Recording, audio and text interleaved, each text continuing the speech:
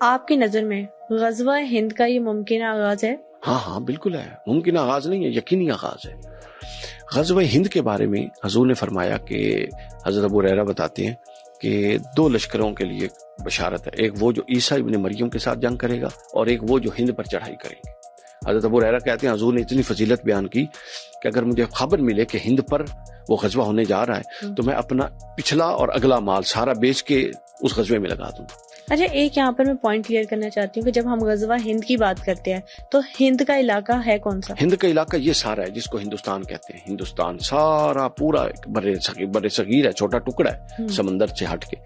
جس پر اس وقت انڈیا، بھارت، یہ سارا ملک ہے، ٹھیک ہے۔ اچھا اب سنیں ذرا، اب اس کے ساتھ تعلق ایک بڑی اہم حدیث ہمیں یہ اشارہ کرتی ہے کہ غزوہ ہند اس وقت ہوگا کہ مسلمانوں کا خلیفہ یروشلم میں بیٹھ کے ہند پر قبضے کے لیے فوج کو بھیجے گا۔ اشارہ یہ ہے کہ غزوہ ہند تب ہونا ہے جب یروشلم فتح ہو چکا ہوگا، اور ابھی یہ یروشلم ہی فتح نہیں ہوا، ابھی تو گریٹر اسرائیل ہوگا۔ پھر مسلم حکمرانوں میں سے جس کو اللہ چاہے گا وہ واپس پلٹیں گے، وہ اس گریٹر اسرائیل کو پھر تباہ کریں گے اور پوری مسلم حکومت وہاں پر قائم ہوگی۔ اور پھر مسلم حکومت جب مختلف علاقوں پر چڑھائیاں کرے گی تو اس میں سے ہند پر ایک لشکر بھیجا جائے گا، اور پھر جب ہند کا لشکر بھیجا جائے گا تو حضور نے فرمایا کہ ہند کے حکمران کو بیڑیاں پہنا کے خلیفۃ المسلمین جو یروشلم میں موجود ہوں گے ان کے سامنے پیش کیا جائے۔ خلیفہ سے مراد یعنی وہ خلیفہ نہیں، خلیفہ سے مراد جو بھی وہاں کے سربراہ ہوں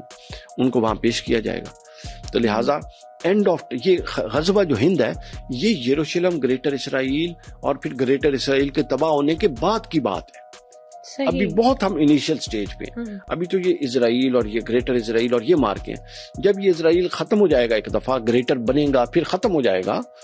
پھر اس کے بعد جب یروشلم پر دوبارہ مسلمان قابض ہوں گے اور مسجد اقصیٰ کی تعمیر ہوگی تو پھر مسجد اقصیٰ میں بیٹھ کر مسلمان حکمران ہند کی طرف ایک لشکر بھیجیں گے، جس میں سب سے بڑی لوٹ پھر پاکستان سے نکلے گی، ایران سے نکلے گی، یہ ان کے مددگار ہوں گے۔ وہاں پھر جہاد ہوگا اور پھر یہ وہاں کے حکمرانوں کو کنٹرول میں کر کے ان کو جکڑ کے بیڑیوں میں واپس فلسطین لے کر جائیں گے۔ یہاں پہ مسجد اقصیٰ کی تعمیر کا ذکر کیا آپ نے، نعوذ باللہ مسجد اقصیٰ کو شہید کر دیا جائے گا؟ مسجد اقصیٰ دیکھیں پریکٹیکلی تو انہوں نے شہید بھی کر دی ہے اور پریکٹیکلی تو قبضہ بھی کر لیا، ٹھیک ہے نا، یعنی شہید اس طرح نہیں کی، اس کا وہ محل اور محراب اور اس کا وہ اندر صحن نمازوں وغیرہ کے لیے موجود ہے، لیکن لاک ہے اب، ٹھیک ہے۔ پہلے جب غزہ پر جنگ رہی تو کبھی آن کبھی آف، اس رمضان انہوں نے اس کو ٹوٹل لاک کر دیا، وہ اپنا کنٹرول اور اپنا انفلوئنس بڑھاتے جا رہے ہیں۔ تو ان کا یہ ہے مسجد کا لفظ انہیں گوارا نہیں، تو لہٰذا اقصیٰ کے ساتھ مسجد کا لفظ جڑا ہوا ہے۔ انہوں نے اس پوری کو ڈیمولش کرنا ہے خدا نخواستہ، تاکہ یہ مسجد اقصیٰ اب ان کی نظر میں اور دنیا کی نظر میں اسٹیبلش ہو کے ختم ہو گئی ہے معاذ اللہ، اور ہیکل اب دوبارہ تھرڈ ٹیمپل دوبارہ بن رہا ہے، کیونکہ ان کی جو امیدیں